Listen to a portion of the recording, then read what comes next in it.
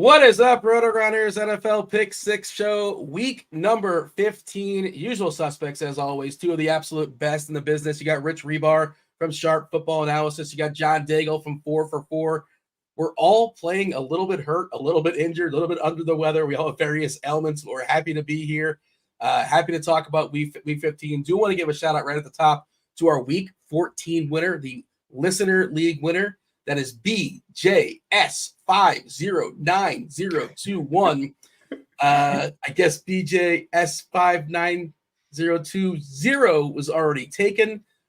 Congratulations. Hit me up on the Twitter at DFS_Almanac. Hit us up on the YouTube comment section. Hit me up somewhere. Let me know. We'll get you a month free. We'll get you juiced up with a month free of RotoGrinders Premium. Going to run it back once again this week. I'm going to go ahead and drop the link to the new contest in the YouTube chat. We'll probably have it posted there on YouTube as well. While you're getting the contest, also feel free to hit like and to subscribe and do all those things to help us keep the lights on. John, it's been, how was week 14? How are things? I know we discussed, but we'll pretend like we didn't. How are things in your world, John? Everything all right? Everything going well.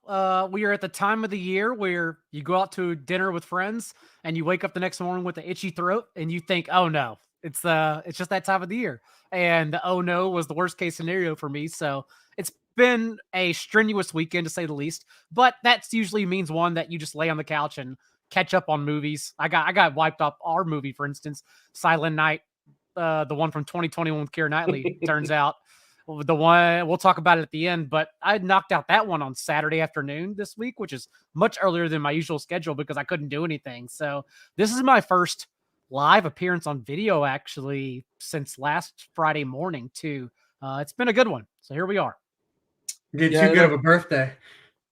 Too good of a birthday. Yeah, that's another excuse. What's up, Rich? How are things in your world? How was week 14? This is a time where you're supposed to heat up. This is when you kind of call your shot and you say you're going to start taking on the tournaments with us. And to be fair, we should say shout out to John. He's a back-to-back weeks. He'll be recommending a movie, not just recommending a movie that we have to watch and discuss on the next week's show. He'll be assigning us with a movie. Shout out play along at home. Shout out to Naked Brock Purdy. Yeah, possible MVP, maybe. I think it's Dak. We'll see. Just as long as Dallas wins this week. Stay tuned on that. Rich, what's up?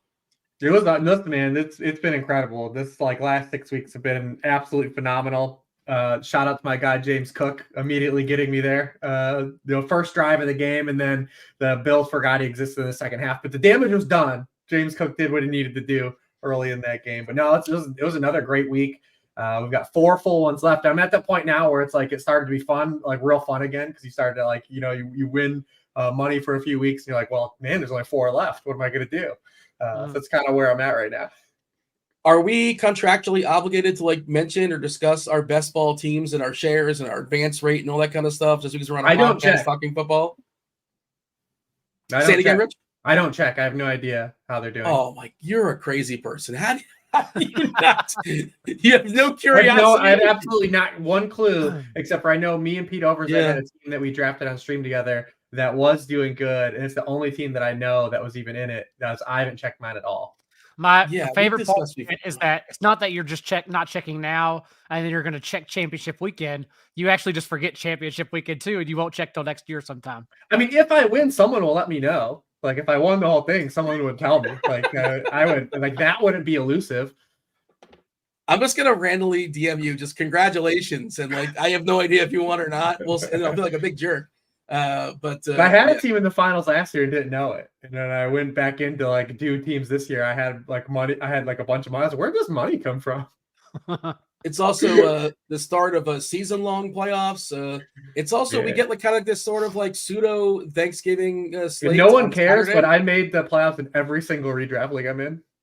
That's awesome. Impressive. What is it 5 for 5, 6 for 6? No, 12 for 12. Whoa, that's impressive. Yeah. Yeah, so that you actually checked. I wanted to make sure. I know people are mad because I recommended Tony Pollard this summer, but my teams did well still. You overcame it somehow. I'm more proud of my teams that got in as a last seed, all because of the waiver wire juice I used last week. Like even trying to pick off Parker Washington, who scored a touchdown. Pick up scrubs like that just to fill in off the waiver wire to fight for the last seed, because last week was an aggravating week for redraft leagues in that some of the best players just hit complete duds. I mean, absolute zero. That's the BBM is going to be interesting this week, because you think like some of the best value picks, like if Tyreek doesn't really play, or like the Dolphins in general, like are down. Keenan Allen was one of the best value picks. He's not playing, already. So like, it's going to be interesting. There's a lot of quarterbacks in some bad spots this week. So like, I think this week in general, my overall feelings that it could be a low scoring fantasy week in general, outside of a few spots that I'm sure we'll touch on. But I think this is going to be a very interesting week for the teams that actually like ran out hot to this point. Sputtering to the finish line. There's a 10-game main slate. We'll talk about that soon enough. We're going to talk about 3 games on the 10-game main slate. But we did want to talk about the Saturday slate, which is, there's real big pools out there for Saturday. It's essentially the Thanksgiving slate, the way it's split up as far as times.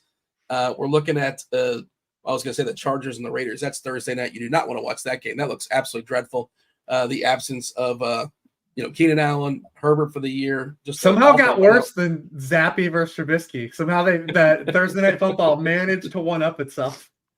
I didn't watch Zappy versus Trubisky, but like the box score suggested it might not have been completely terrible.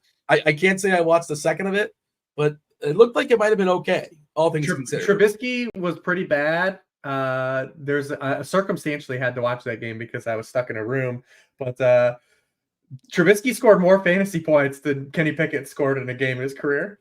To this point, it could not have been any worse than Minnesota and the Raiders were last week. Minnesota takes on the Bengals at 1:00. We have Pittsburgh at Indianapolis at 4:30, and again, kind of spread out. Saturday night, Denver at Detroit in the Dome, so they might actually be able to score some points and look competent. John, are we doing this like game by game or just kind of like overview when it comes to Saturday? How do you want to approach this?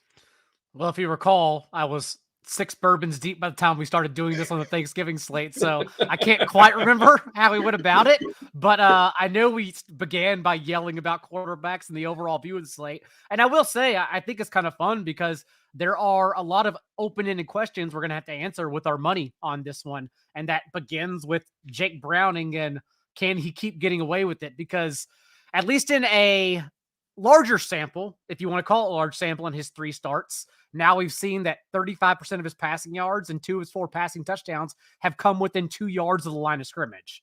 But on a small sample, even if we think Brian Flores is going to send the house, as he's done, blitzed at the league's highest rate, Browning has actually completed 15 of his 21 passes for over 11 yards per attempt against the blitz. So he's been better.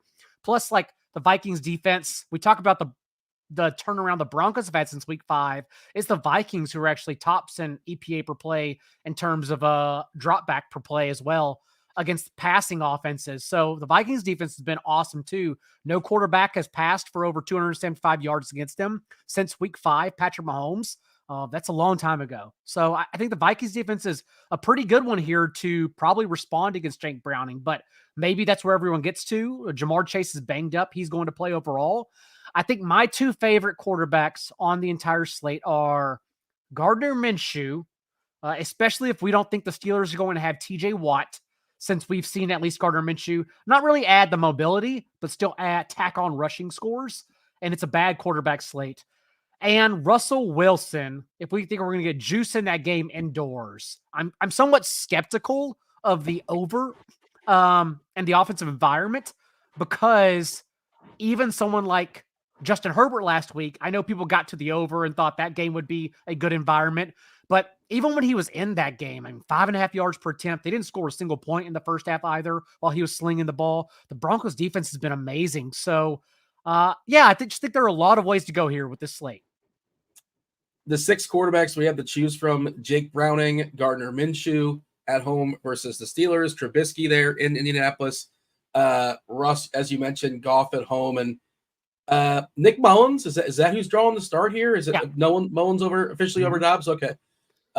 Man, it's not great. I did run some optimals for funsies as well. It's not just the Saturday slate. This is like where the NFL is right now. This is the slate. It's Yeah, what like the happened to all- quarterbacks when I was doing rankings this week, I'm like, I can't it's like, oh, like Drew Lock might be playing again. Obviously, we've got our guy DeVito. He's out here cooking, but it's like, man, Easton Stick is starting. Like, it's just like all these guys, man. It's rough. It's real rough. 47-year-old Joe Flacco came off the couch and he's like the 8th best quarterback in the league. Like that says Still way more about the amazing quarterback hair. state the NFL than it does about Joe Flacco. It's insane. Lots of injuries as well too. Yeah, But it's rough. I may have rounded up on the age, but he's up there for sure.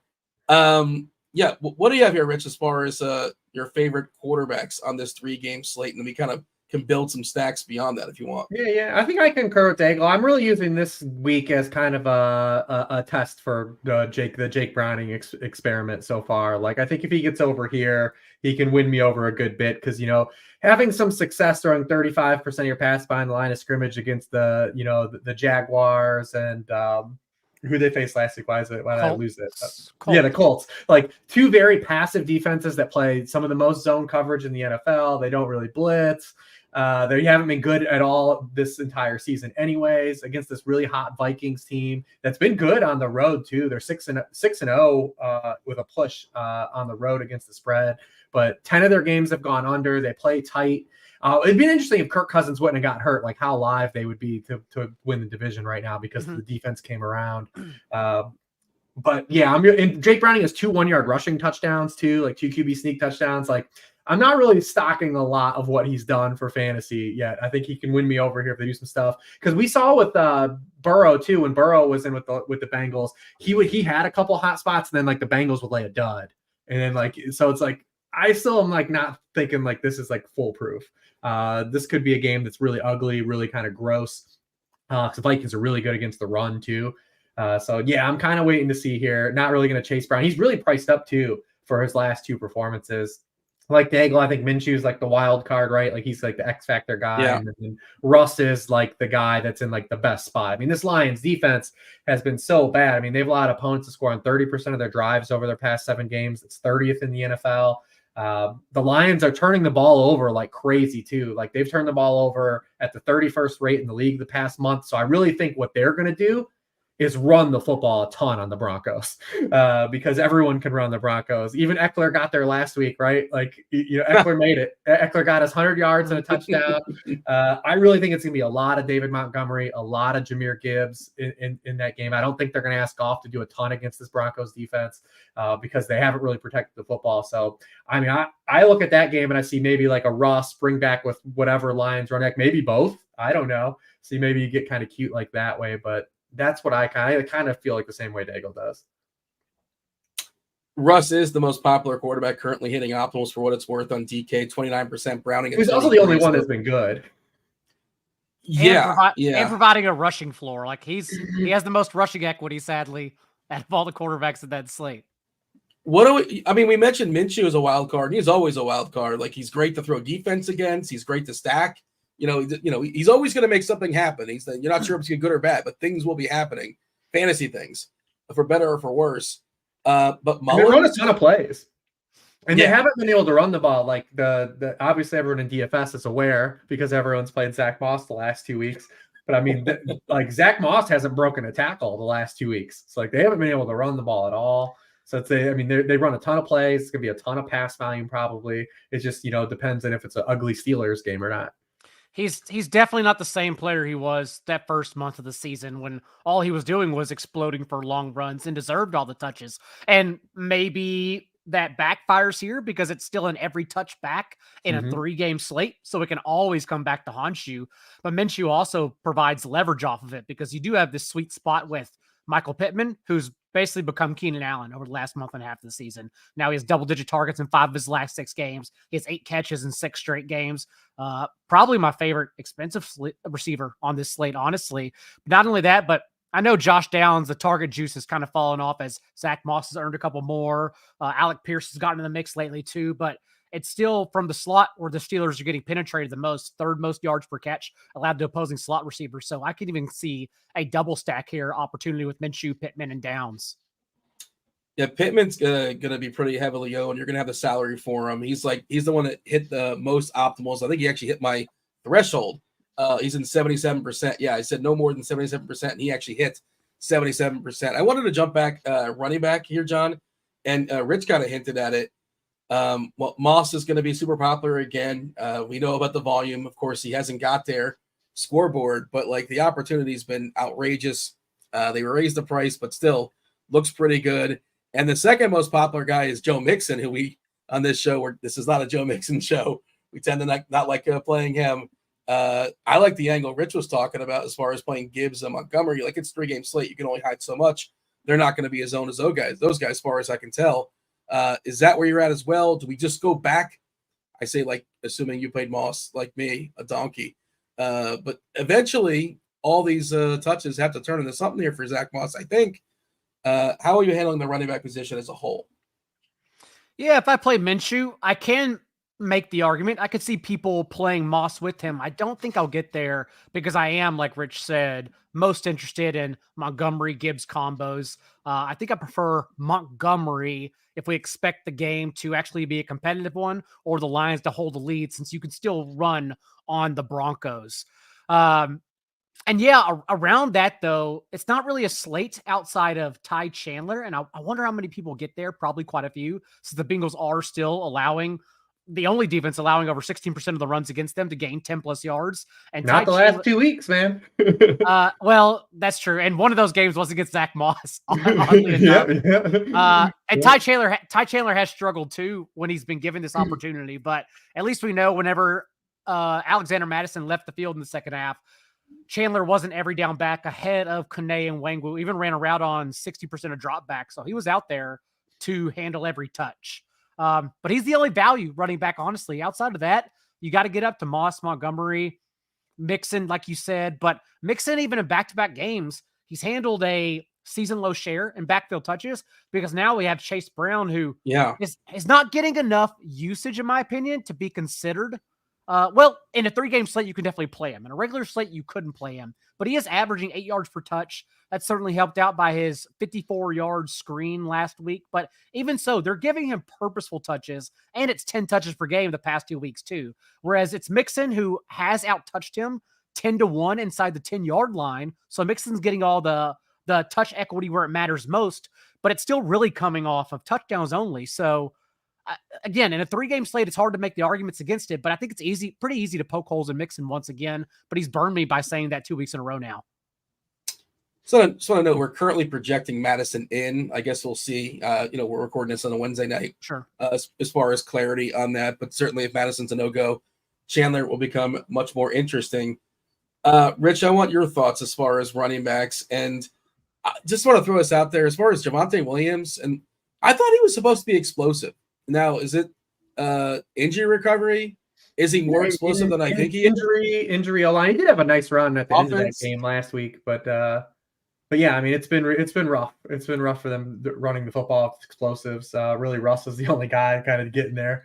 But yeah, I mean, he's had 6 straight games below 4 yards per carry. And the Lions are so good against the run. Like, where they're bad against running backs is in the receiving game. Obviously, I do like Javonte Williams receiving yardage prop if you do want to mix in like we did on Thanksgiving. I think it's 21.5 still. Because you are feeling hot. You're pounding everything now. Keep throwing him out. I'm going to be betting him a lot. By the way, RIP for like 5 minutes, I was winning my Justin Fields bet over 16.5 yards. And then he lost a yard, and he took a knee, and I think he ended like a 59 or something like that. But felt really good about it for a while. I mean, they kicked the Lions' ass. They just kicked their ass up and down that stadium. Yeah. Unfortunately, we could not get couple. I think it was like a yard or two short, but whatever. We're moving forward. Let's get the money back and see what we can get on Javonte Williams. Javonte's getting a ton of targets per route, so if you want to just think he's going to catch a couple passes, explore that avenue if you want to get your jollies that way. I think the Mixon angle is interesting because I actually think Mixon's going to play more this week because of Brian Flores. You don't know where the blitz is coming from with Brian Flores, so I don't know if the Bengals are going to trust Chase Brown to play a lot of passing snaps in this game. I think when he comes in, it'll be for rushes or like a design screen, like a design play. But I do think Mixon's probably going to play more snaps than he has the past 2 weeks because of this defense they're facing. But granted, this is a defense that is not giving up any rushing production. There's been one running back all season that's rushed for more than 65 yards against the Vikings in a game this season. Also, Mixon is kind of getting there on some plays that don't feel sustainable. He has a reception of 39, 28, and 45 yards the past 3 weeks. I don't like it's hard to say like we're just going to count on a running back to have a 30-yard reception every game. Like it feels pretty thin, right? So, and the Vikings don't allow any explosive runs, right? They've allowed 2 rushing touchdowns over their past 8 games. So, like Daigle said, it's easy to poke holes again. And then it's not easy to get to Ty Chandler because Brian O'Neill got hurt last week. Ed Ingram was already out there, right guard. In the last 2 weeks, the Bengals have allowed running backs to rush for 32 times for 90 total yards. That's just 2.8 yards per carry. So it's like it's like even if you think the defense is bad, we still have to start with the Vikings run game, and the Vikings haven't run on anyone. So like, it's one of those movable forces meets what is it, the movable objects or whatever, stoppable force meets movable object. That's like kind of what it would be. But even then, the Bengals have been good the past 2 weeks against running backs that haven't been good lately. So it's kind of hard to like really fall in love with running backs there. The Steelers backs are still in like this complete 50-50 split where Najee Harris, if he doesn't score a touchdown, is worthless. And if Jalen Warren doesn't score a touchdown from over 15 yards away, he's not scoring a touchdown at all. But the Colts give up just a boatload of touchdowns to running backs. So it's like, how do you play it? You just take Najee, run him back in your stacks with like kind of the Colts and just hope he luck boxes into the touchdown this week. But really the good running backs are the Lions guys. They're home, they're indoors, they're facing a team that even as good as the Broncos have been defensively in this turnaround, they're still just getting absolutely flooded on the ground. And we've seen that both of these backs are kind of magnets with each other. They kind of just have reciprocal lines every game. Even last week, Gibbs, 14 touches, 82 yards. Montgomery, 13 touches, 85 yards. It's kind of just like who gets in the box. And both backs, since Montgomery's come back, have 6 goal-to-go touches. It's kind of just a really even split, even though Gibbs is playing more snaps and running more pass routes. So, like I said, you gave 125 rushing yards to the Chargers running backs. I'm probably going to think the Lions running backs are going to run on you. Would you play them both in the same lineup, Gibbs and Montgomery? Yeah. Now if you do that, you can't like stack like Laporta. You're not playing like Amon-Ra. You're not playing Laporta, right? Like, yeah. You're playing those 2 running backs. You could play Ross and Sutton with Gibbs and Montgomery. You could do something like that. Yeah. All right. Anything else as far as running backs, Rich or John, or shall we talk about some receivers as far as this 3-game slate? By the way, 22.5 is the number. 22.5, Cortland Sutton. No, Javonte Williams, receiving yards. We like the over on that, Rich? On who? What was it? 22.5 receiving yards. Yeah, I bet it at 21.5. But that's okay. Yeah. It's going to hit 22. Lock that in for sure. But what's his receptions? He's going to catch at least 3 passes. I don't know what card he has him at, but he's going to catch at least 3. I'll check and see what the blitz has as well.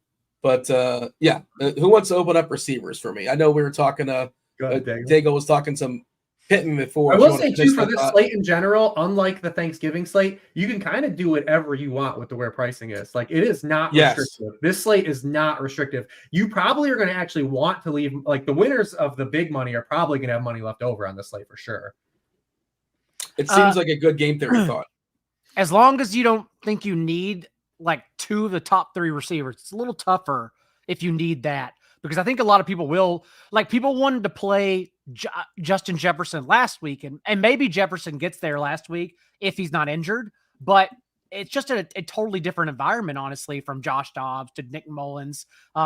Justin Jefferson probably can get there, but I'm not sure I want to pay $8,100 to find out here. So to me, Justin Jefferson, Jamar Chase, Amon-Ra St. Brown, it kind of is a pivot point, which is why I say I think Michael Pittman, literally even considered among those 3, is my favorite out of the top 4 guys.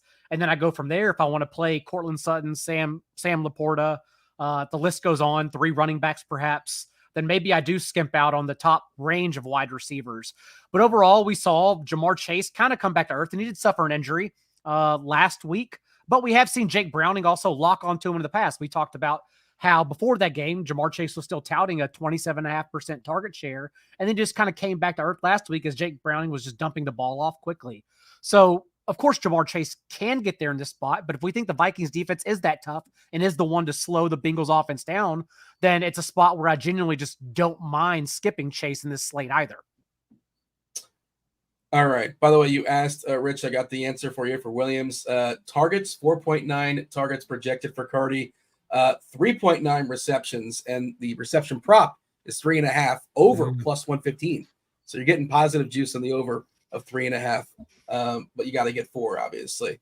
All right, Rich, receivers, your thoughts? Yeah, I pretty much, echo. I mean, that first game is the one, because if that game busts, like, obviously that has some higher priced players in it. Mixon's high price, Jamar Chase's high price, Justin Jefferson's high price.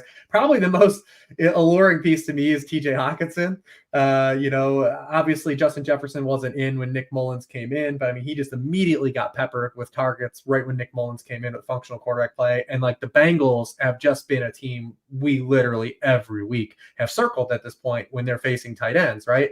Like Pat Freiermuth, everyone thought he was back like a couple weeks ago. Yeah, I don't know, man. He might have just faced the Bengals. So, that's kind of where we are. They have a lot of league high, almost 7 receptions per game to tight ends. They got Evan Ingram's season finally started a couple weeks ago, and he rolled that into last week. They're allowing tight ends to catch 80% of their passes. That's the highest rate in the league. 31st in yards per target, 19th in touchdown rate.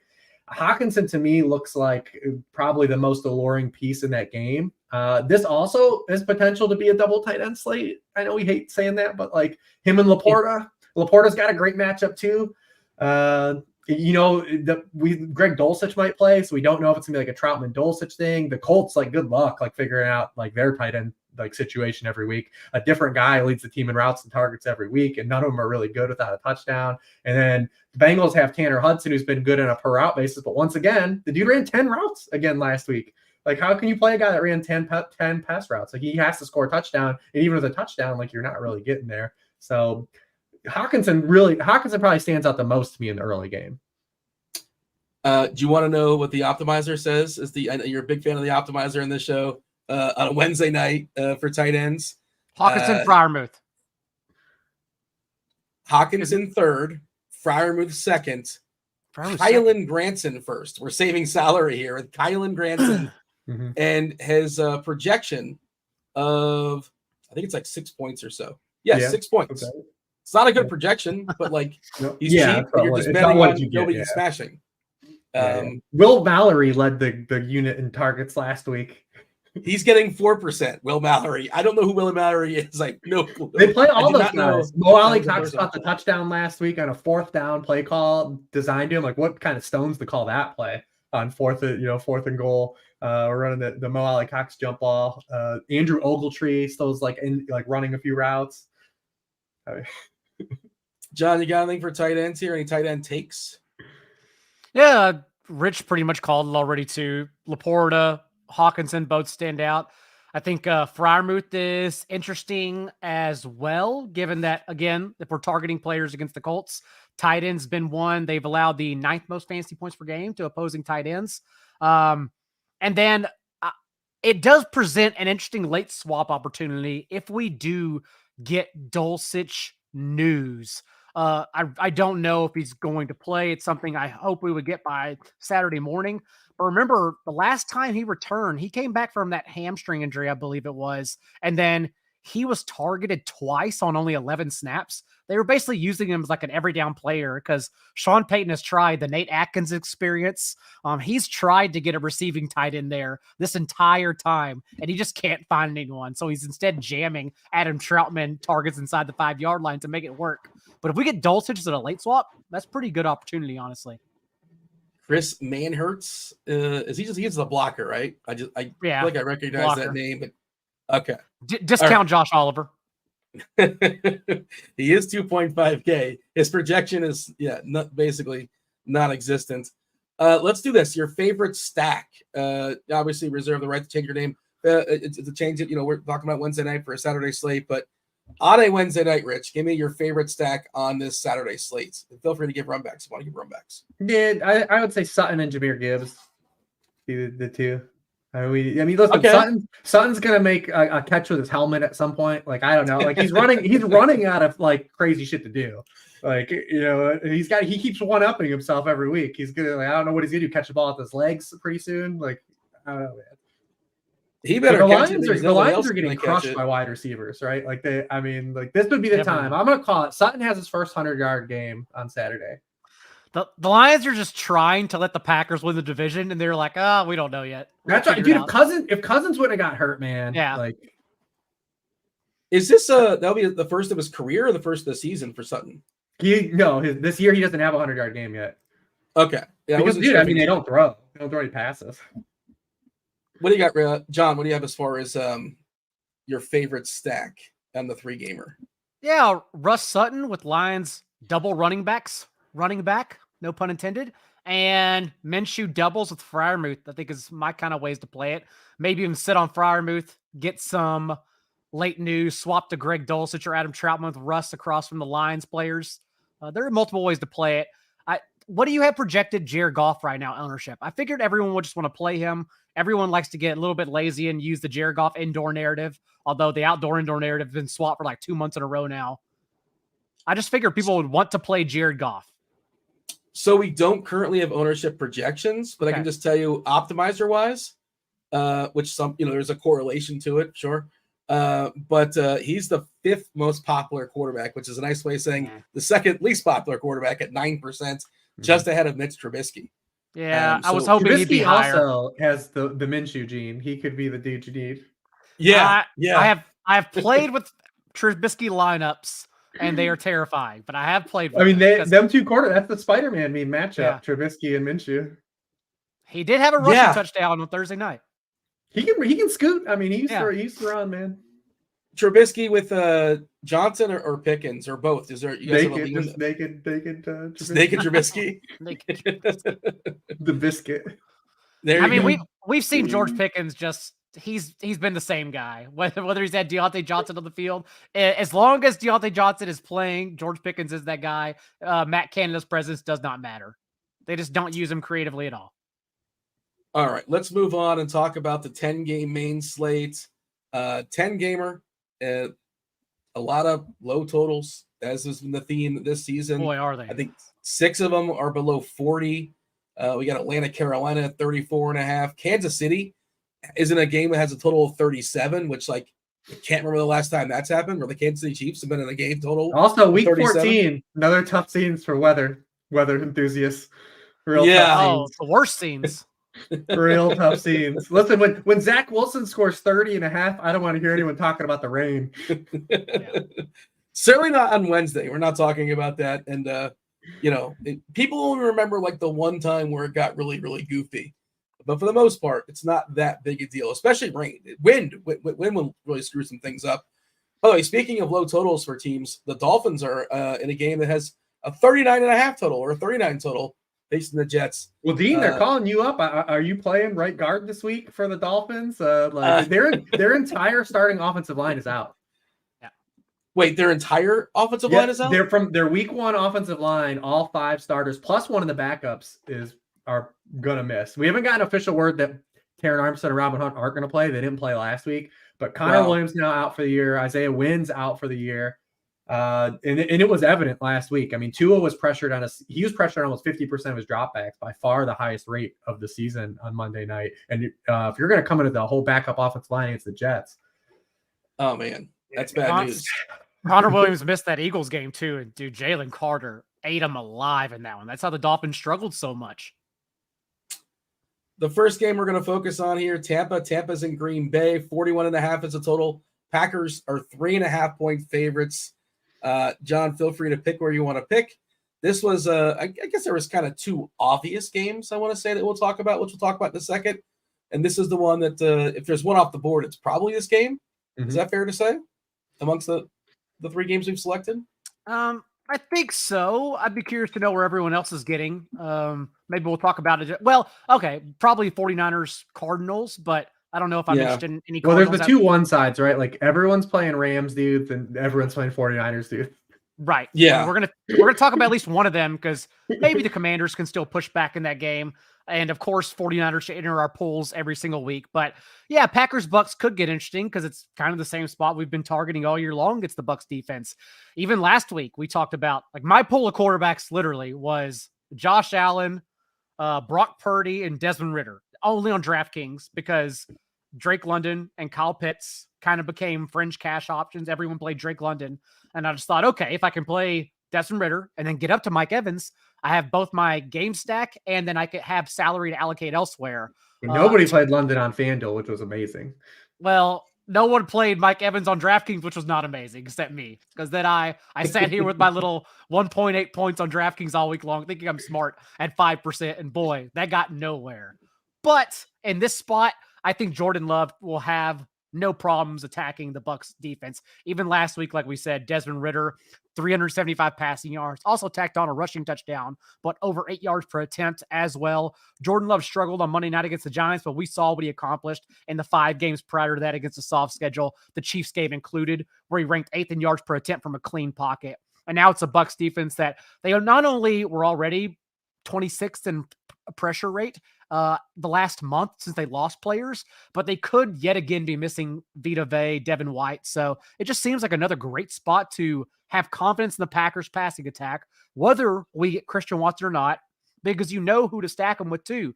You can go right back to Jaden Reed, who the ADOT, the air yards, I understand we're not pretty, at least on Monday night for Reed, but he's still averaging a 23.3% target share without Christian Watson this year. So that's one of my favorite players to drag him along with. And then you can also just kill the tight end spot if you want and go down to Tucker Kraft. I don't know what the optimals have, but the Bucs are not only allowing the 4th most catches per game to opposing tight ends, but Tucker Kraft is basically being used like Luke Musgrave, where 91% route rate this past week, also popped up for a team high in receiving yards. So sure, I have my little stacks. I can go back to Mike Evans. Done. Game accomplished. Tucker Kraft on the Family Feud board of tight ends in the optimals, but fifth on the board at 13%. Can I guess too the top guys this week? Yeah. Chigakonkwo. He's second. He's second on the board. 41 people surveyed out of 100 surveyed. took Chig. Hey, I thought I had it. I was trying to guess. The number one answer has been on fire with receptions, with targets, with actual fantasy points. And his face was actually on fire earlier in the season. Yeah. Oh, okay. Yeah. Yeah. It's I mean, we talked about litmus test week for Jake Browning. Joe Flacco, come on down, buddy, because there's a lot of elements not in your favor outside of playing at home. Like you're going to be on your 3rd and 4th offensive tackle. This Bears defense is now allowing a league low in yards per attempt since they got Jalen Johnson back in week 6. It's going to finally be a game where we're going to see if the volume matters for Joe Flacco. Yeah, the Bears defense has been really, really good. Been awesome. I don't know if it's a good thing or a bad thing as far as their draft stuff. I don't really follow that, but are they happy are the fans there happy to win games right now, John? Or they kind of conflicted? Well, probably not win games at this point. Well, they're going to get the first pick regardless because everything went their way last week. Everything went, like literally because the Patriots won, and who else won? Who was the other team that won that they needed to win? But they're cooking. Like they're getting that Panthers pick. It tells you. That's how down bad you are if you were already eliminated from the postseason and the Panthers were the first team to do so in the year 2023, because like even the Giants have a playoff spot like available to them right now if they continue to win out. No one's eliminated except the Panthers. And only one team is officially clinched for the playoffs. Right. Which team is that? San Fran or Baltimore? Yeah, 49ers have clinched. They're in. Yeah, I just pulled up the tankathon for the NFL. Carolina is 1-12, and they have 2 games on New England and Arizona. The Patriots winning last week was huge for the Bears. By the way, number 1 on the Family Feud board for receivers. We don't really talk receivers as far as we like to talk about the tight ends and the optimizer, but Jaden Reed, not going to sneak up on anybody. He's popping. He's really, really cheap. Opportunity is good, and he's hitting basically the threshold. Yeah, I capped it at 70%. And he landed in 70% of my DK lineups. Because they play on Monday night. Yeah. That's how that goes. No price change. Although DraftKings might not have moved him anyways. Yeah, they could be asleep at the wheel sometimes, depending on. Yeah, I mean, listen, I do want to put a moratorium on dudes people trying to recreate Deebo Samuel. Like, just let Jaden Reed's a really good wide receiver. If you let him play wide receiver, the usage that he had Monday night, like to try to make him like a Wisconsin Deebo Samuel or whatever, I couldn't come up with like a knockoff cheese pun off the top of my head. Really feel like I let that one down. But just let him play receiver. The dude is a dog. Like, let him play real wide receiver. Like, you don't have to give him all of these pop passes and stuff near the line of scrimmage. Like, the dude can actually win as a wide receiver. He's won downfield all season. So let him actually run some real routes this weekend, especially against the Buccaneers. Please, please, please, please, please. But also we like him because he gets targeted a ton against the blitz. I mean, Todd Bowles still going to blitz a lot. I will say this is a week too where like Romeo Doubs probably isn't hands off if Christian Watson is out. I mean, the Buccaneers are getting absolutely flooded on the perimeter. And we know Romeo Doubs has a ton of touchdown equity. So, like, don't overlook him just because Jaden Reed's so popular. I think there's definitely opportunity for Romeo Doubs to do something too. Rich, how do you feel about the Bucs? Just Evans and clear. White and two guys. Yeah, White and Evans are pretty clear. Like, White's started to like be an efficient runner the past 3 weeks too. I mean, it used to be he was getting there as a receiver, but now he's got 184, 102 rushing yards now the past 3 games. The first 10 games this season, he only averaged 45 rushing yards per game, and we know you can run on the Packers. I mean, they're over their past 5 games, they're 31st in the NFL in yards per carry allowed to running backs. They've allowed 6 rushing touchdowns. That's tied for the most in the league. So Rachaad White looks like, and he's the guy I feel like people never like really want to click. He's just not that, he doesn't seem like a fun player, but like he keeps getting there. And he's been just a tremendous value now for basically two full months and just continues to get there. We don't know if Jair Alexander is going to play, but it is a good matchup to run back Mike Evans. So Green Bay is playing cover 3 on the 3rd highest rate in the league. Mike Evans has already faced the teams that run cover 3 more than the Packers. And in those games, he had 6 catches, 70 yards and 2 touchdowns, 7 catches for 162 and a touchdown. He's averaging 3.5 yards per out run against cover 3. One of the best in the NFL. So I think you can go right back to him. There's all kinds of opportunities to stack this game. You got anything else, John, as far as Tampa and Green Bay? No, because even K. Naughton, who's like always just cheap, everyone just kind of clicks him if it's not a good tight end slate. I feel like although he has the 3rd highest route participation out of their bye, out of any tight end, I feel like we got really lucky with that last second touchdown last week. Even Baker, like the magic kind of disappeared. He did it all in his last 2 drives to help the Bucs win in the end. But that K. Naughton touchdown certainly saved his day. It's interesting you said that, Rich, as far as White. Like, he's just not a sexy play. Like, not a ton of draft equity. Came in end of the 3rd round. His player profile or comp is really impressive, though. It's he's good. You want to guess? Want to guess? He was a good prospect in my model as well. I'm glad to see that he's actually playing well. I mean, he has to at least have bought himself another year, I think. I would think so too. Yeah, but just for some reason, maybe that line is hot garbage. Like, if they ever get it, they haven't had an offensive line there. It feels for like the last 5 since Brady's first year. They had a really good offensive line Brady's first year, and since then, like, the line has been trash. According to Player Profiler, the best comparable for Rachaad White is David Johnson. Which that's do you guys, does that check out for you? Does that make sense for you? I think David Johnson's a pretty unique dude. It's insulting to David Johnson.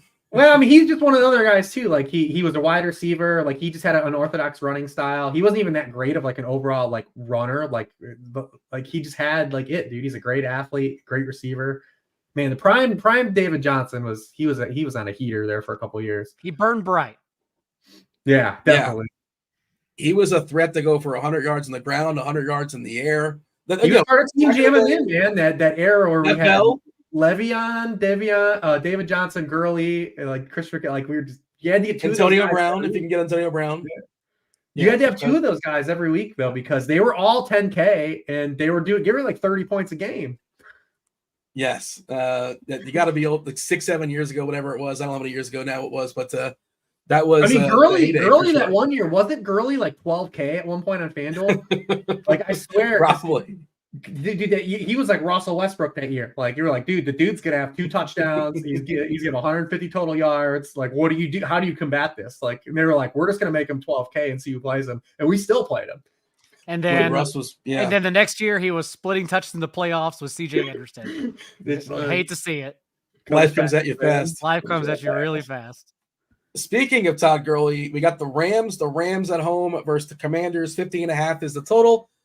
Rams got a pretty big boy total when it comes to their team total, 28.5. They're 6.5 point favorites versus Washington.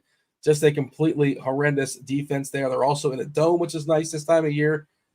Rich, I assume the main focus as far as this game will be the Rams offense.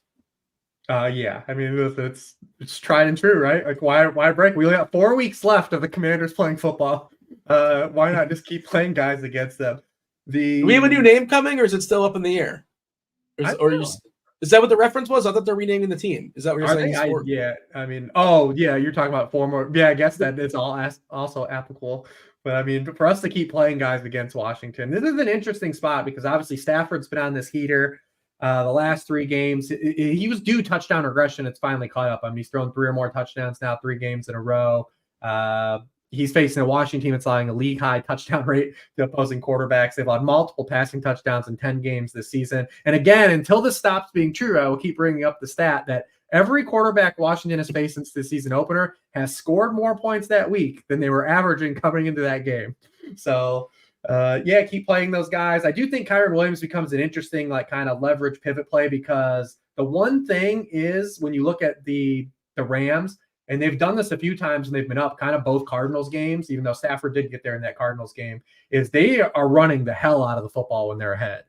So it does make, I think Kyren Williams, he's really priced up on both sides, but I mean, you look at the Rams, like they have a 42.5% drop back rate. That's 25th in the NFL when they are leading in the second half this season. So it could be another big Kyren Williams. And like outside of Christian McCaffrey, Kyren Williams legitimately has like the best role of any running back. All right, John, your thoughts as far as the Rams win and Kyren. Cooper Kupp, is he kind of sort of somewhat back? He looked pretty good last week. Puka Nacua, when he's healthy, he's awesome too. No gloves, Puka, too. You got to respect the Mark Grace, just the tape around his fingers for making Mark Grace. Wow. I Vladimir Guerrero Jr., I believe, is still going no gloves. As he should. Were you a Cubs fan like in 1981, 1991? Is that? No, but I was a hardcore. Like I grew up playing fantasy baseball, so got me into fantasy football. Yeah. So yeah, naming some Cubs there. Shout out Mark Race. Shout out to and listen, when we were kids, we didn't have cable, so like one of the channels we got was WGN, and you come home and they played day games because at Wrigley they played only so many night games a year, and Harry Carey and the Cubs were always on when I got home from school, man, like always. And Harry Carey was drunk out of his mind by like the 3rd inning. 1991, I think that the Cubs did not have lights until like 1991. Like is it 89 or 91, which is an outrageous thing to think. Like they didn't play night games. I think that's the year. I don't know. John, you've probably been to your fair share of Cubs games during the day. Maybe you haven't. I don't know. I have, yes. Evan Silva has season tickets, and so when he has the all you can drink, all you can eat tickets, you join him. Seats. They are good seats. You join him whenever you can. Yes. You must have some great anecdotes from that, but maybe you want to hold back on those. I don't know. Or he has great anecdotes to me. Both ways can be very true. But for the Rams, I kind of like playing it, as Rich said, through Kyren Williams. And honestly, if you want to chase Kyren Williams' target share with Stafford, you can do that as well. We've seen that happen multiple times this year, but the Rams have run the ball with the 2-score lead at the 4th highest rate in the last 3 games since Kyren Williams returned. And so maybe they do want to put this one away on the ground, and we can kind of steal from Stafford's touchdown equity that way. But if you play Stafford, you do know you can play both wide receivers, and now we've seen since week 5, it's Nacua, who has a 25% target share, to Cooper Kupp's 22.5%. Nacua, who's also averaging 14 fantasy points per game, to Cooper Kupp's 12.5. I feel like it could have gone either way, right, for Stafford last week, or for Cooper Kupp last week. It could have been him coming around a few weeks removed from his ankle injury, or it could have been we got lucky to get there with him and his like ceiling performance that we haven't seen in a while. But he did look really good in that game against the Rams. Stafford looked really good too. 22 of 24 under pressure was absolutely wild against arguably the league's best defense. But overall, you can play both those guys. And if you want to get unique and onslaught Stafford too, if we don't get Tyler Higbee, we still saw, I don't know if anyone knows who Davis Allen is. Davis Allen? But we saw him get Tyler Higbee usage. He even scored his touchdown on a Tyler Higbee screen, basically, where they called the same exact kind of targets for him. He was in on around 70% of dropbacks. He was involved, and he's going to be super cheap. So I think that's kind of the way I play it. I'm trying to probably get off of it and play it through Kyren or onslaught Stafford entirely around Kyren. Yeah, I think Stafford's pretty clearly like your cash game quarterback this week. Yeah. I mean, where he's priced on both sites. That's what makes Jordan Love interesting too, because Jordan Love is priced right around him to the point where even with Jaden Reed, everyone catching steam, I don't think people will get to Love, whose salary also did not increase due to Monday night, but also because he played like shit on Monday night too. We have, for what it's worth, in the optimals and stuff, the ones that ran, the most popular quarterback is Purdy, then Justin Fields, then Howell, then Flacco, and then Stafford. So maybe it's a little bit of disrespect here to Stafford. Stafford did look great last week. And also throwing in 3 weeks in a row. It's 3 weeks in a row for Stafford. It's been awesome. And they're the Rams are real live to make the playoffs. Like absolutely live. Like their remaining schedule, they play the 49ers in week 18, which might not matter for the 49ers, but like Commanders, Saints, Giants are the next 3 for the Rams. Like, man, just to come within and they almost won that game. Like, man, to come within a punt return touchdown in overtime against the freaking Ravens, like, you have my respect, Rams. Get out there and mess around. Let's see what happens. Yeah, I mean, McVay, Raymond Sutherland has been bringing up that McVay's coach of the year odds are like 50-1 right now. And like, they're like way undervalued. Like because if they get in, he's probably drawing it's probably between him and Stefanski. Like right now, like McCarthy maybe. Where he's priced though looks real good. Sure. Shout out to Ray for bringing that up, because if they win these next 3 in a row and people are like, man, we thought the Rams were going to be absolute dog shit and like they're in the playoffs. That's typically how Coach of the Year is won. It's why Coach of the Year award winners flame out and end up getting fired, because it's usually the award is given out and just they're like, oh, we thought you'd suck. Here's the award. You must have done a great job. And then we find out like they just ran hot on variance or like they weren't that good or anything, right? But like now we have these 2 spots where it's like actually legitimately like amazing coaching going on from Sean McVay and Kevin Stefanski. Like it feels like the award actually is going to be handed out for deserving fashion this year. The Commanders are also playing in this football game against the Rams. They will be dressed. They'll be in uniform. They'll be going and Brian Robinson might not, but he did not practice today. Out of the box. Yeah. Antonio Gibson at 5'2". I assume he's pretty well ahead of Chris Rodriguez. Say it again. And listen, Daigle loves some Chris Rodriguez. I'll be playing Antonio Gibson if Brian Robinson's out, especially in this game that could be with the Rams, the Commanders chasing points. But I know Daigle has a soft spot for Chris Rodriguez. I have a soft spot for Chris Rodriguez in April whenever you're doing big board best ball drafts. That's when I have a soft spot. Because you think he's going to get equity, and he did get equity. Look at him now. Maybe Chris Rodriguez is the guy you need in week 15, Rich. You don't know. He might be. Get in the box. How do we feel about Howell? Do we like Howell at all? I'm off. He's been absolutely terrible his last 3 games. Like maybe he plays better out of the bye, but like he's getting there just on rushing. He's got a rushing touchdown in 3 straight games, and like that's a tough way for Sam Howell to live, man. I think the value will be here. I think the value will be here for him. He can get there, but I'm not excited about him. Like Daigle said, my pool of quarterbacks I think is already taken up this week. Yeah, I would rather play Gibson if Robinson's out, or like Curtis Samuel. John, you got the Commanders. Do you want to give the sales pitch on Rodriguez, or just like the sales pitch was, you liked them a while back? Maybe not so much. Pre-draft best ball is just all about the prospects you think coaches will like and organizations will like. And so you get some ADP bumps based on picking them. And Chris Rodriguez was a guy I really thought he'd eventually get taken just because he wasn't good in college, but he was a workhorse. And he kind of fit the mold of exactly Ron Rivera.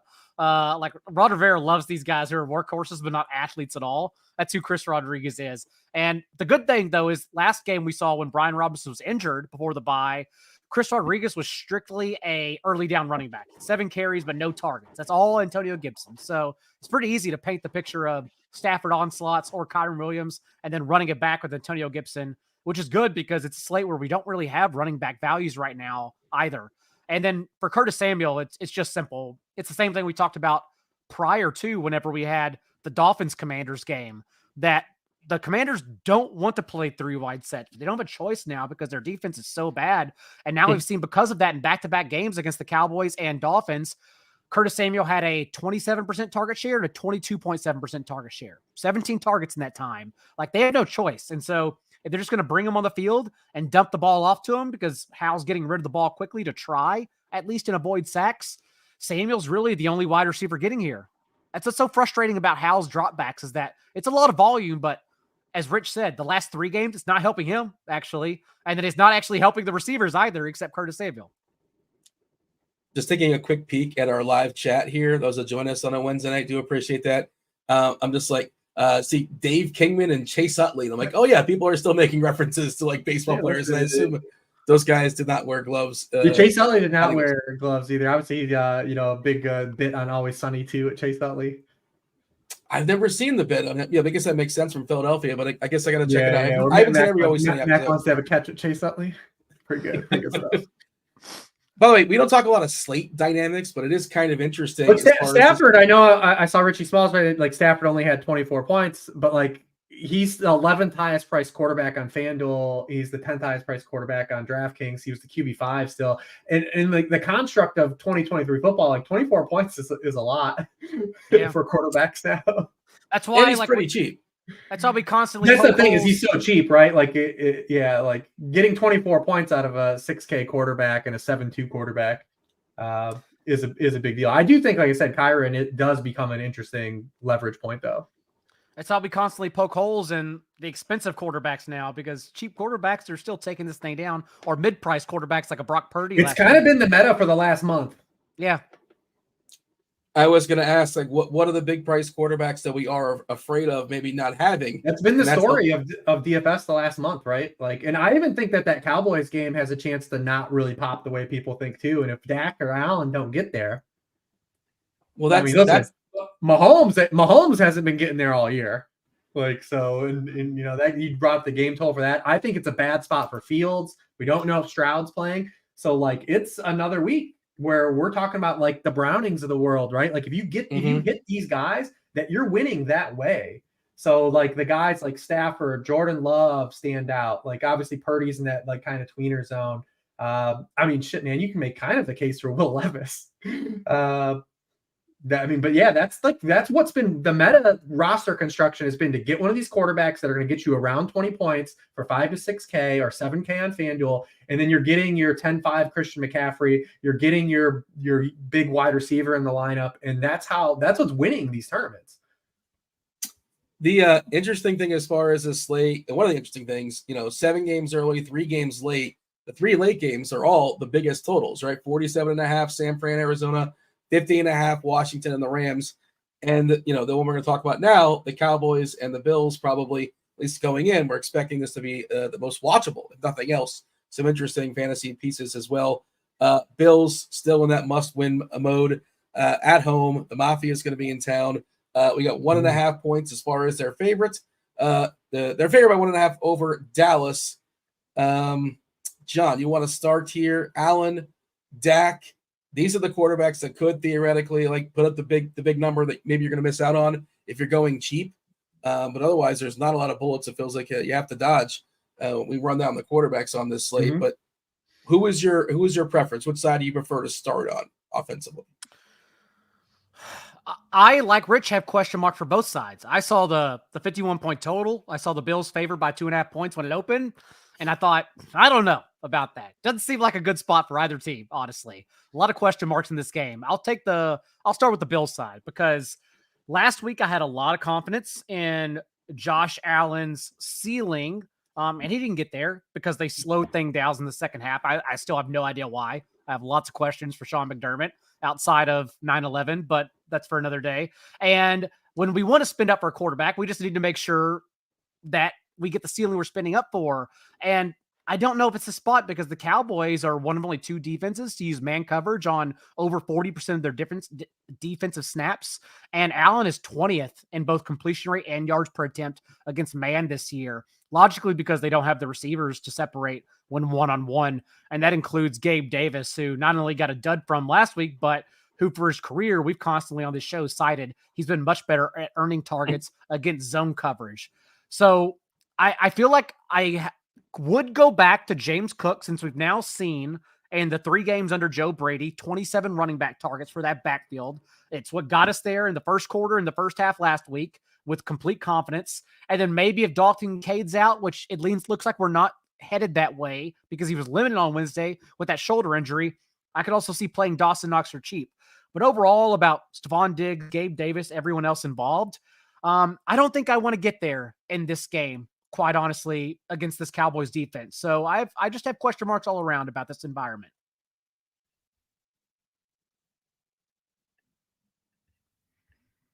Dean made it 4 for 4. He did it. Yeah. 4 weeks in a row. It's got to be a record, Dean. It's just a bit unbelievable. Now. Oh my goodness. Just an absolute bit at this point. I was wondering how long Rich was going to hold out. I was like, do we just let him keep going until he figures it out, or what? Just an absolute bit at this point, Dean. Now you're just swearing. I don't even know if it's real anymore. It's happened so frequently. I can't even tell if it's a thing anymore. You're just purposely doing it.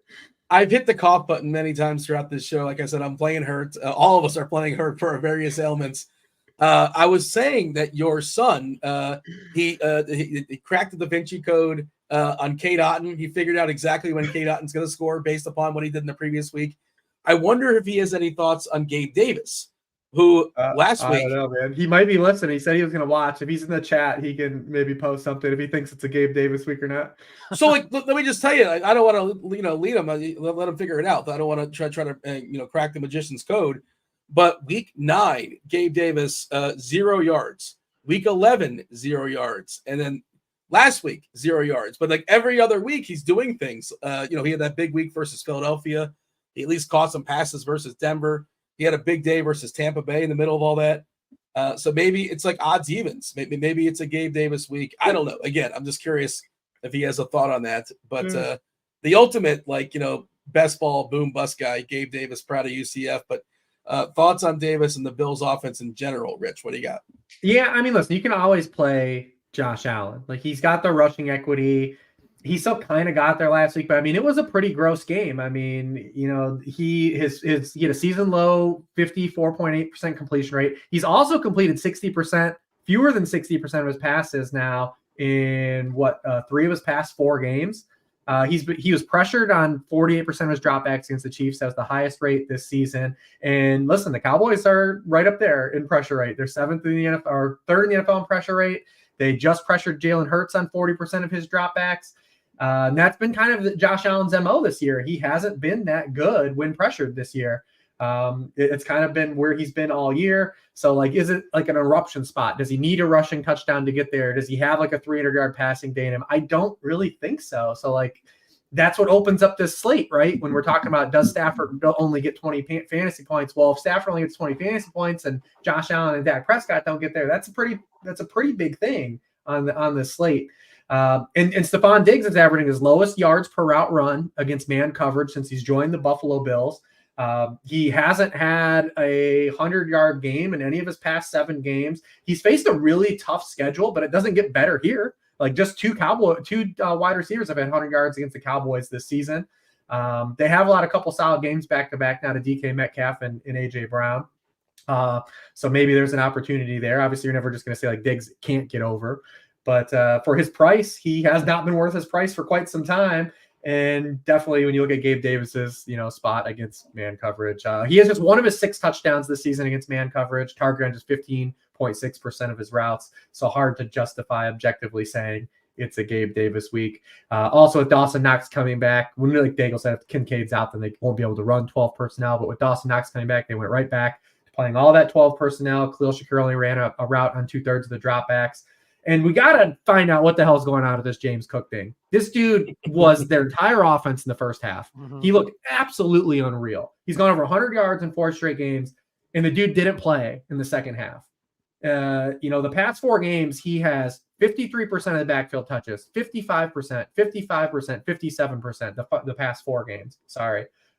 He had 9 of 18 backfield touches after the first quarter in that game. Every time he touched the ball, he was the only Bills player that looked competent in offense last week.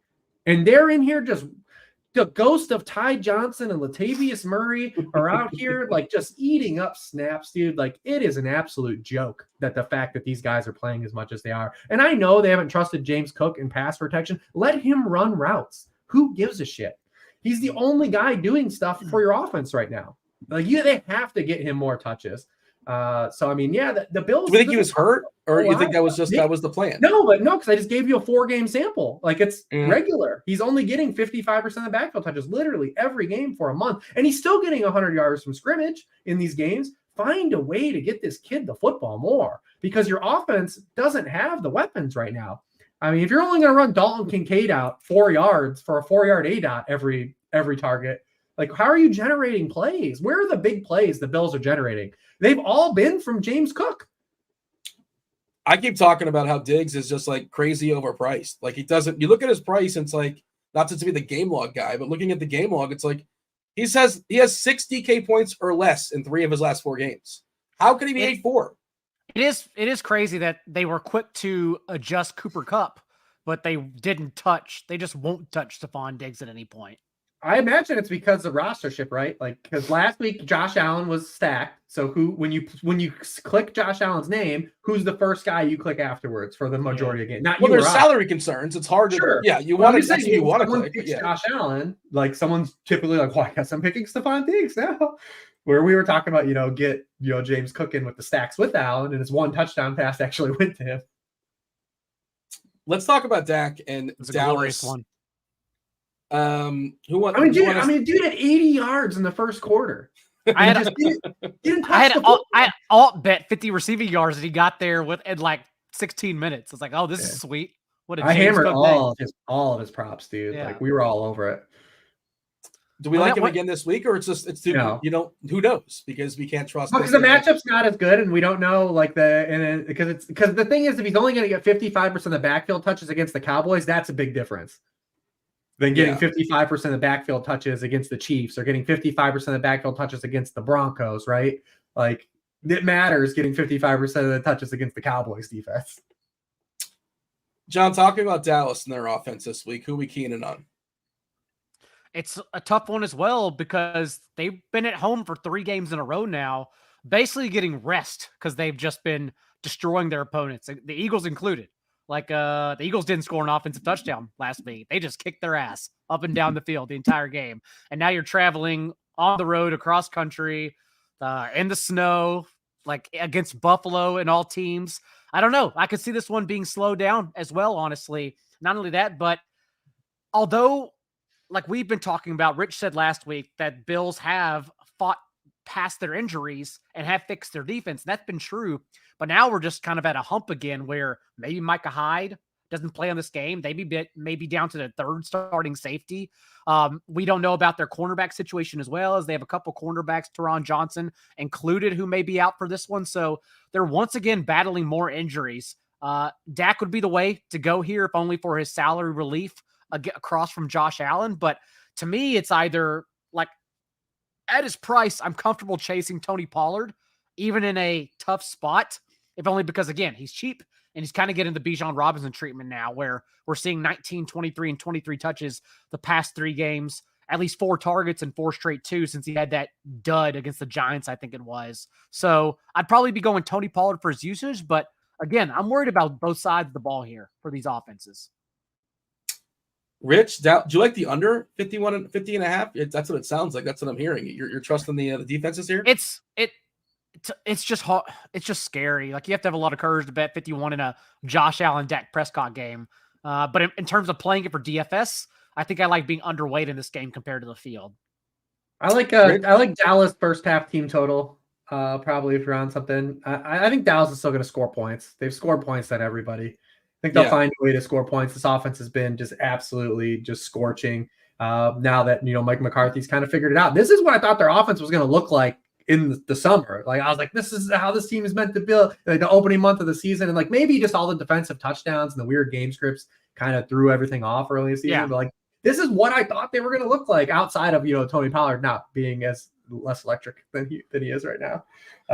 But this is what I thought. I thought this team was built to play like, a spread offense, to throw a lot, and they are. That's what they've opened it up. And, the CeeDee Lamb has been absolutely incredible. They're playing him everywhere. He's literally running a 50-50 rate inside, outside. What we care about is a slot rate in this game, although we might not have been pending the injuries for the Bills. But, the Bills are getting absolutely crushed by slot receivers, 28th in yards per target allowed to slot receivers, or 29th in touchdown rate. The only wide receiver he leads the NFL in slot touchdowns, CeeDee Lamb. The player behind him, Rashee Rice, just caught a touchdown out of the slot against the Bills last week. So everything sets up for CeeDee Lamb. I think they just continue to be a really positive play. The rest of the guys are, what you're kind of getting. Jake Ferguson has major kind of red zone equity. Brandon Cooks is touchdown or bust. Look at Brandon Cooks' game log. If he scores a touchdown, he was pretty good. If he doesn't score a touchdown, he was completely terrible. And then Pollard's price is fine. I mean, you just hate he gets pulled for Rico Dowdle for a goal line touch. It feels like even when we get there with Tony Pollard, it's not clean. It still doesn't feel clean. It doesn't feel right still, but the touches have been there for him. So I'm not going to push back anyone at that price is taking those touches and hope to see where they fall. Jake Ferguson is fun. Not that I'm going to get there, but the past 2 weeks now, we've seen him talk shit to both Jamal Adams and whatever Eagle wants to run up against him on the sideline. That dude he's the reason they released Dalton Schultz. He's been really good. That was the three main games. Do we have time to knock out a player or two at each position of as far as players that we've not yet talked about, games we've not yet talked about? I guess we can do them really quickly. We kept the people for an hour and 15 minutes because we had to talk about the Saturday slate as well. We'll talk about a movie briefly in a second as well, but let's I guess we can be brief about this. And Rich, you said that basically we're done with quarterbacks anyway. Are there any quarterbacks left that you want to talk about? No, my player pool right now, as it's looking in, is outside of stacking, Cowboys, Bills around stacks in that game. I mean, I'm looking at, kind of Stafford as your cash, small field guy, and looking at Jordan Love, and I'm looking at Brock Purdy. It's really it. Yeah, that's literally the same three for me. All right, easy enough. Running backs, John? Tack on Saquon Barkley, because I know the Giants are 6-point dogs. That's not possible. This Saints team is so horrendous. Ignore what they did against the Panthers, who are somehow more horrendous than the Saints. And Barkley, we talk about his touches, or we talk about Pollard's touches. Barkley just keeps on getting there consistently too, even 20 carries this past week. So I'm ignoring the line. I think the Giants are pretty favorable here against the Saints that have been leaking 5.1 yards per carry to opposing running backs out of their bye before, again, they ran into the Panthers offense, whatever the hell they're doing. Rich, running backs, anybody that we should focus on, anybody we should mention? At this point, the people know about CMC, right? I don't know what we need to say. Of course, he's they rarely exist. Yes. If they're listening, the last time CMC played the Cardinals, he had 180 yards and 4 touchdowns. That seems pretty good. It might be worth that 10-5, and what is he on DraftKings? 9-3. 9-3. Yeah, I mean, it might be. I think it might be worth it if I can get 180 yards and 4 touchdowns. Yeah, I think you do your absolute best to get him in your cash games. Who knows what it's going to look like as far as the landscape, all the dominoes falling up until Sunday. But yeah, CMC is spectacular. It's become a fun weekly argument, honestly, because it's teammate versus teammate. It's like last week, for instance, with Brock Purdy. It was if people are going to get to Christian McCaffrey naturally due to some kind of blowout perceived game script, which it was, maybe I'm trying to soak up all the touchdowns from Brock Purdy instead. And it's kind of the same argument again, because even in that last game against the Cardinals, Brock Purdy averaged over 13 yards per attempt. He just he's not the one who scored the touchdown. At one point, I think he was 20 of 20. I think he threw an income, I forget the game, but I think he set an all-time the 49ers record for most completions. He was 20 of 21 in that game. Yes. So it's okay, maybe the touchdowns revert back to him this time. So for tournaments, I still love the 49ers passing game. It's just leverage off of the thing about the 49ers right now is that Purdy is no longer a guy that's efficiently throwing for 250 passing yards and a couple touchdowns. He's hanging 300 yards and 3 to 4 touchdowns now a week. And that's how all these guys have started to get there. Literally every week, all 4 guys are getting there now. Everyone's along for the ride. And that was not the case early in the season where it'd be like, all right, we know McCaffrey's getting his because he's got the dual usage. Then you have to decide what receiver is going to get there because then the other 2 guys probably don't get there because there's not enough targets or yardage. But they're just like, dude, I mean, Purdy's the last, what is he? 6 games, 315 passing yards per game. He's hit 300 yards in 4 of his past 6 games. I mean, absolutely, he's just ripping yardage right now. Like, it's still FanDuel's moved his salary up. They began last week, but that doesn't mean you still can't play it. Like, it's still a great play at that price. And the Cardinals? Same on DraftKings. He's just too cheap, honestly, on DraftKings, especially if everyone's going to play Stafford instead. And then not only that, but I don't remember my point. Go ahead. So I think I know the answer to this. What was that? Fog brain. Go ahead. Oh, okay. I thought the name came to you. I thought it popped in your head. No. I think you know the answer to this, but he's currently the 2nd most popular running back hitting optimal. So I don't want to like play Zeke Elliott this week, do I? Like, do I want to play Zeke Elliott in week 15? I think it depends if we get Antonio Gibson or not, but there's some truth to Zeke and there's some false things that happened, right? Like when you look at it last week, like some things that aren't going to happen, right? Like he was targeting 32% of his routes. He had a 31% team target share. There was no Devontae Parker. There was no Demario Douglas in that game. But also, if we go back to last year, when one running back has just had this Patriots backfield, like the guy has been kind of decent for fantasy. Ramondre Stevenson didn't do shit with his targets last year when you look at his remote efficiency stance, but we kept playing Ramondre Stevenson at the end of last year because he was just going to catch a bunch of passes, get enough carries. Like Zeke had 100% of the backfield touches, and like that role in that offense, like from a usage stance, has caught a lot of passes. So he's not going to get 31% of the team targets, and he didn't run the ball efficiently at all. Maybe the Chiefs can alleviate that, but then again, are they in the game to run the ball long enough against the Chiefs? Even with this version of the Chiefs, should be able to handle the Patriots, because I don't know how the Patriots really score. Like Zappy ain't throwing 3 touchdowns against the Chiefs. I know that. So you're not going to get that kind of run out for Elliott, but I mean, and this role in the offense has been valuable. Okay. Yeah, I don't want to do it, but it's an interesting from a floor perspective. That is like you look because like Ramondre last year, he didn't do anything with his targets. He just got a bunch of targets. John, receivers. Any receivers we want to run back to? We want to talk about that we should focus on before we close the book. I don't want to get to Justin Fields, but the Browns defense, again, like they kind of were against Stafford, may not be a full unit. Like they are just dealing with injuries across the board. It seems like we are going to get Denzel Ward back, but it looks like they're going to be on their 4th and 5th starting safeties. They'll also be missing a linebacker, another cornerback as well. So I could get to DJ Moore for sure. Last week was a cash game option. I wonder if everyone will gravitate to him in his outdoor game instead, but he's now averaged 21.3 fantasy points and Justin Fields starts. He's just been exploding from Fields, especially ever since he returned from injury. So I could see myself getting back to Moore in this game. Rich? Yeah, I feel like that's a trap. I mean, the what the Jaguars did against the Browns was all short field stuff. Like it was kind of fluky. Like that game was not as close as the final score indicated. Like they had some turnovers. Maybe that's it. Just Flacco turns the ball over again against this good Bears defense. So there's the way there. Yeah, wide receivers. I think we covered most of the guys. I will see if he plays. I mean, it's a great spot for Chris Olave. He didn't practice today though, so we'll just have to follow it. Like he has absolutely been awesome against the blitz this year and against man coverage. So I know he's like everyone's least favorite guy to play because all the air yard stuff, but he's been pretty.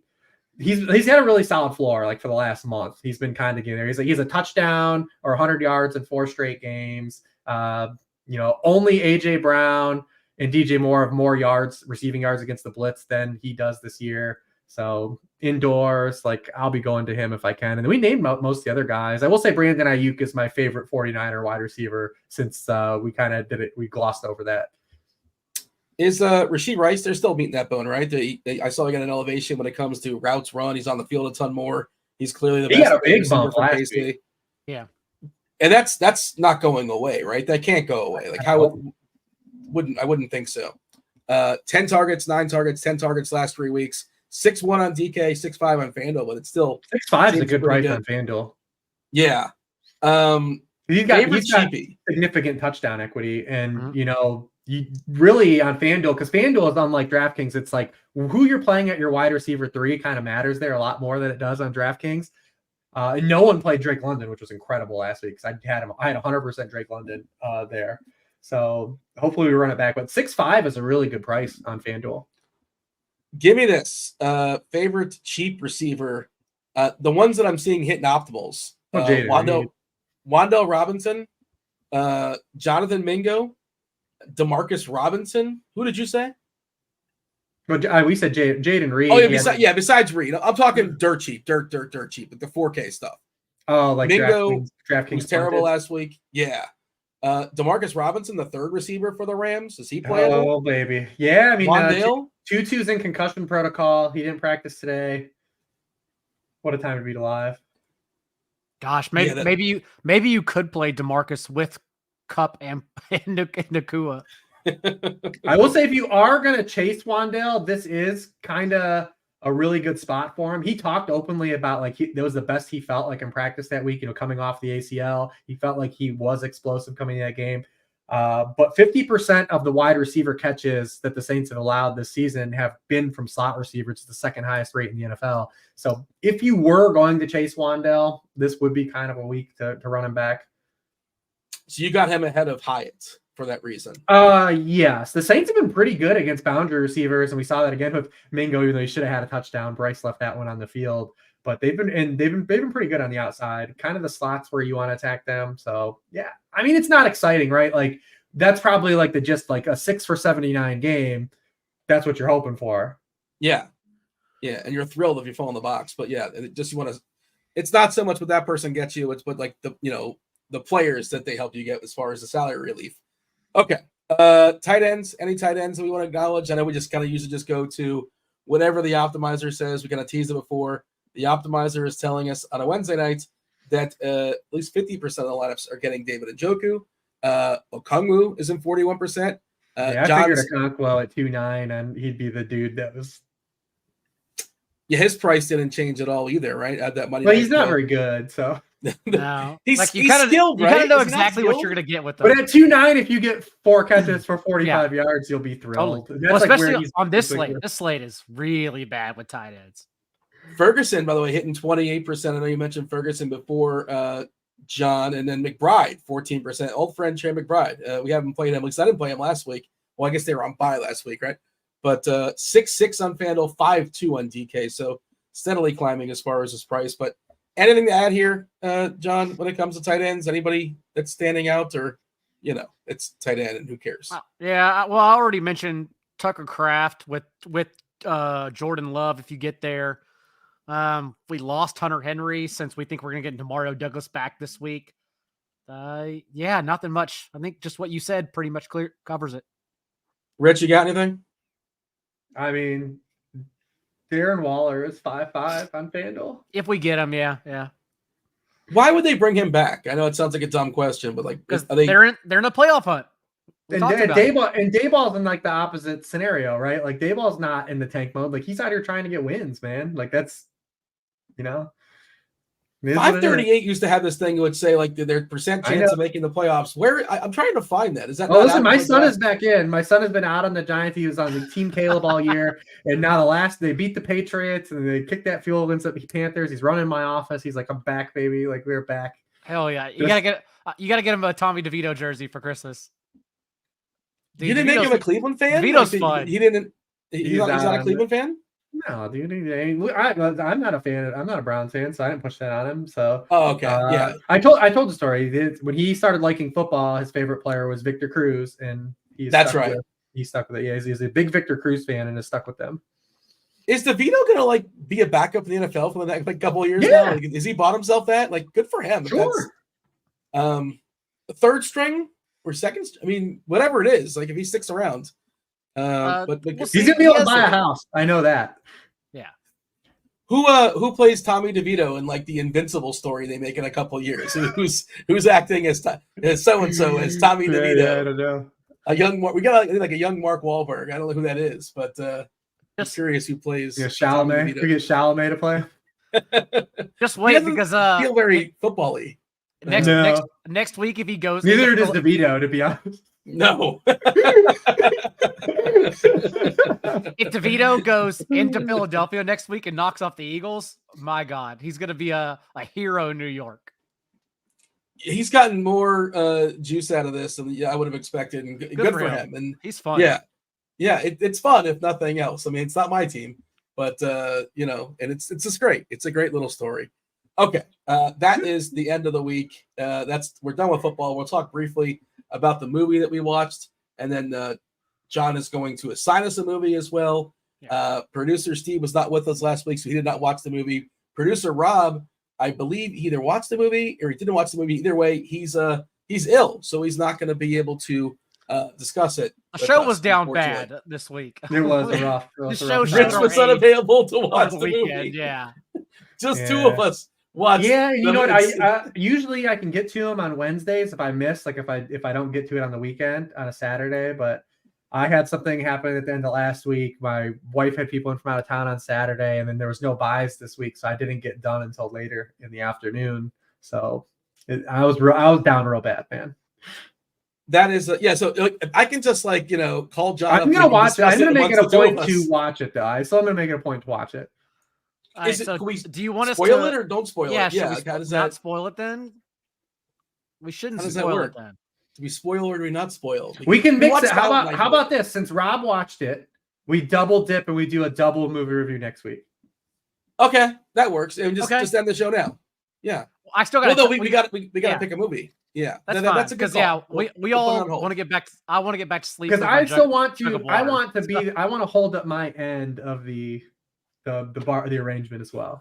I don't want to be like Steve. I don't want to be like Steve who just quit. Steve quit in like week 3. He made us watch Space Jam and just quit. I hope you're listening to Steve. He hasn't watched. He hasn't done. He hasn't participated. He just let Rob just come in and just kick him out. Yeah. Steve, you could always make this a 5-person committee at the end. Steve would have loved Ninja Turtles too.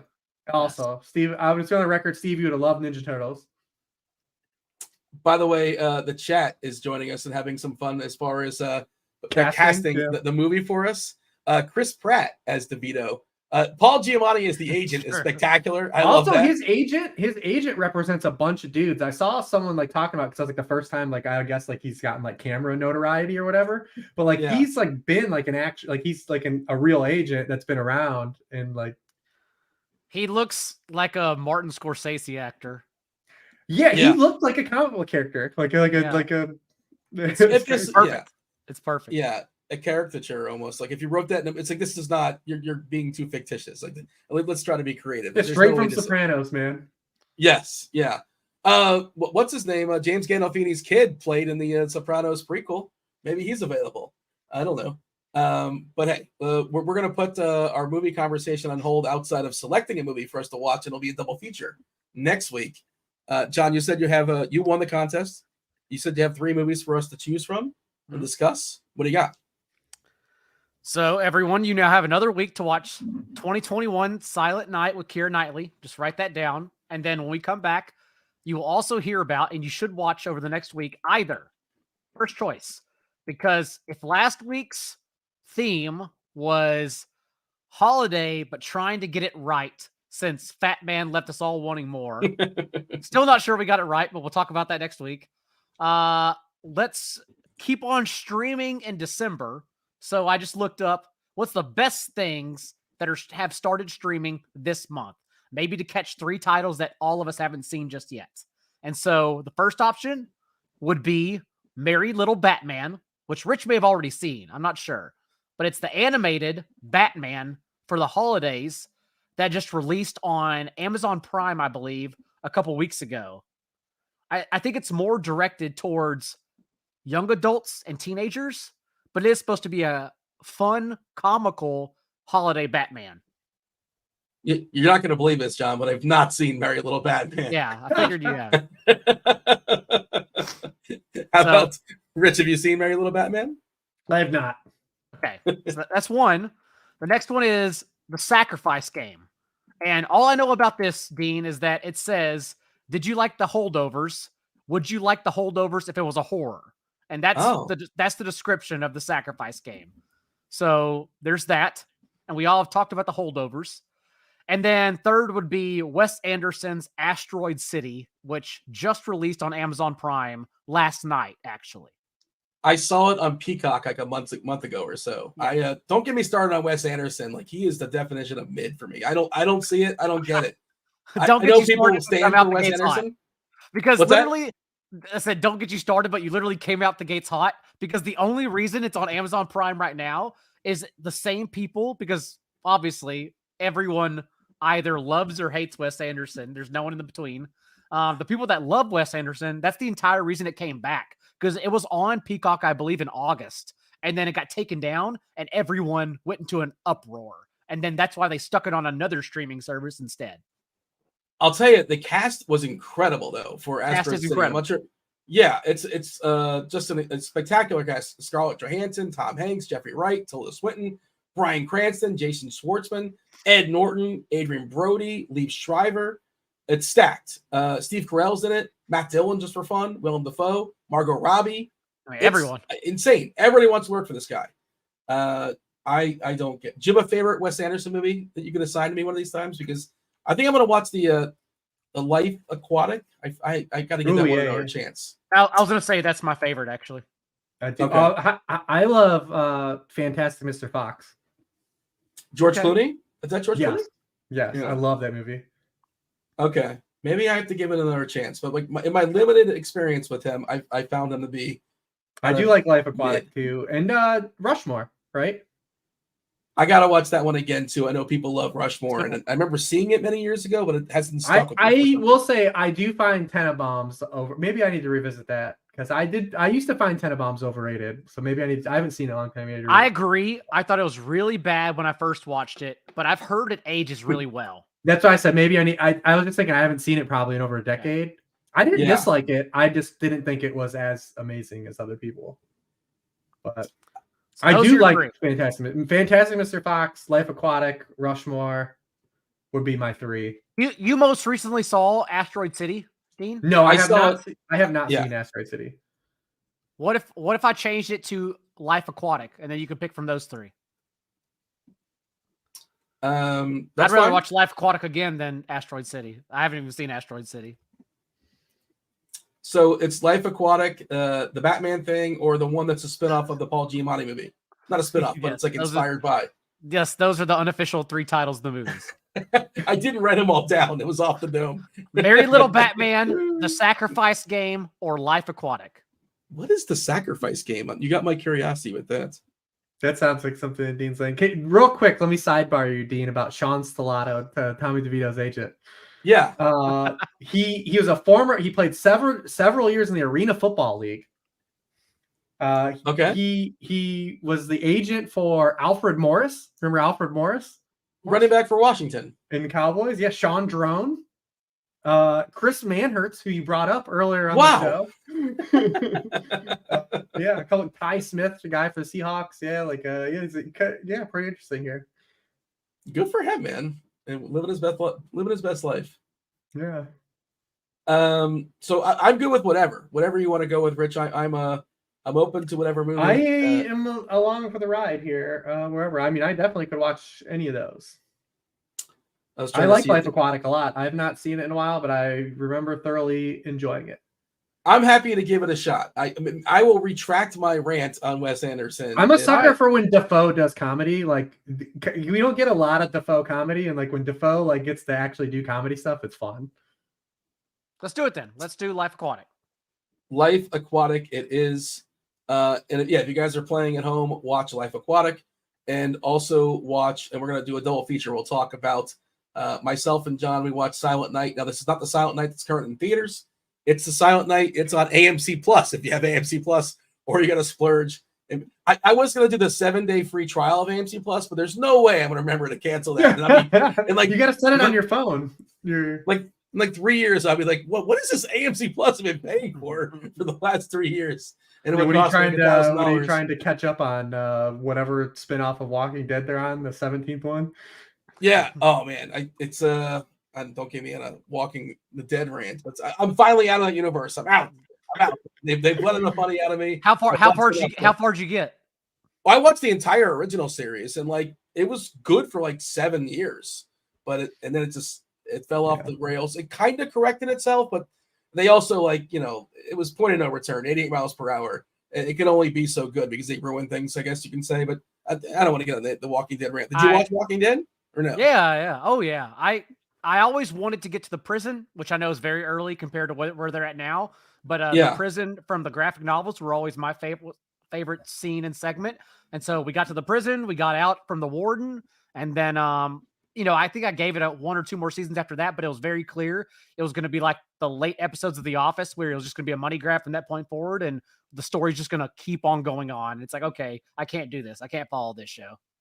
And there was a point 4 or 5 offshoots too. There was a point where they changed showrunners. Yes, man, and I cannot think of the woman that took over, but like she brought it back and like made it like a horror show for like 2 seasons, and then you could tell where like AMC intervened and like had her. They were like, you got to set up all these other spinoffs, and they got trash again, like absolute hot garbage. Although I don't know if you would have played it, Dean, but did y'all ever play the Naughty Dog Walking Dead adventure game? I'm aware of it. No, it's a Telltale game. Telltale game, yeah. Sorry, did you play that with Clem? Yeah, that one was really good. Yeah, solid. That was good. That was real good. It helped set up Last of Us, because Last of Us did it better, but the Walking Dead Telltale was really good. Yeah, Last of Us also a Naughty Dog production. Are we excited about the Grand Theft Auto, by the way? Are we going to be I guess we talked about this off air last week, didn't we? Of course we are. Yeah, it's like a whole year though, right? Yeah, it's a whole year away. Dean, they're re-releasing Last of Us 2, a remaster with some stuff that wasn't released in the original game, I believe, in January. Oh. I saw that. Like, am I gonna have to buy the game again? Like, how much more are they possibly? Oh yeah, they're trying to get. Yeah, they're trying to get that $50 from you, Dean. Oh, jeez, unbelievable. I recommend that you play since you have a PS5 now. Yeah, to play Ghost of Tsushima, because it's absolutely it's breathtaking the way it looks. It's on the list. It's on the list for sure. I'll have to check it out. I did buy a couple games during Black Friday. And God of War DLC came out this week too. You can get to that. Oh my gosh, the off season can't come fast enough for you, Rich. Can it? yeah, 4 weeks, man. I got stuff to do. Tell the people where they can find you, Rich. If they're not aware, they are aware. But there's like one guy. Like, where can I get more from Rich? Sharp Football Analysis. I mean, I know people aren't buying fantasy subs right now, but obviously we've been on I'll tell you what, we've been on an absolute just demon type heater since November. Not just my stuff, but like Warren stuff. Like it's just been absolutely just printing. So there's 4 weeks left. If anyone cares, check some stuff out. As far as like props, sides, totals, that we're talking about? Everything, literally everything. Like there's not been a miss among us. All right, you're on fire. Tell the people, John, where can they find you? You can join me and Rich's son in the chat telling us that Last of Us 2, if you have it already, it's only a $10 upgrade in January for the additional content. So there you go. That's why he's never leaving your house, Rich, because he knows stuff like this. And then also NotJDaigle on Twitter. The redraft streets, you're already in the playoffs. You can just DM me if you have start sit questions. We're at that point of the year. So good luck the rest of the way. In the chat, they're saying Frank Darabont was the good showrunner for The Walking Dead. He was the one for the first season, and the end of he was. There was a woman that took over. Like, yeah. Oh gosh, man, I feel bad that I don't remember her name. Because I know it too. Yes, but I know Darabont got into a big dispute with The Walking Dead. He ended up there was a lawsuit. It was a big disaster. He was like part of the original creators. Oh man, killing me. Yeah. Man. If only there was a machine where we can type this in and like maybe the answer would just pop up, Rich. We'll have to do that off air before we say our goodbyes. With that, though, that is going to be the Week 15 Pick 6 show for John, for producer Steve, producer Rob, who's not here, for Rich, for Mark Grace. Who else did we miss? for Tommy DeVito. I need to drop a tight end. That's what I feel like we missed. We didn't get to drop a tight end. Oh, yeah. You have to go like 70s because we've been kind of slowly working back from 90s to 80s. A tight end from the 70s. I don't know. I got nothing else. Kellen Winslow or something like that. He's too popular, though. He's too good. It's got to be somebody off the board. It's probably It's probably Jimmy Graham because Rich was down for the count all weekend long, but then somehow rose back from the dead and showed up for this show. That is respect Jimmy Graham. Good for him. He's still getting his touchdowns, man. Respect for sure. I keep playing the wrong New Orleans tight end 17 weeks in a row. That was Rich. That was John. That was Dean. I was Dean. This was RotoGrinders. Win something this week. We're out of here. Holler.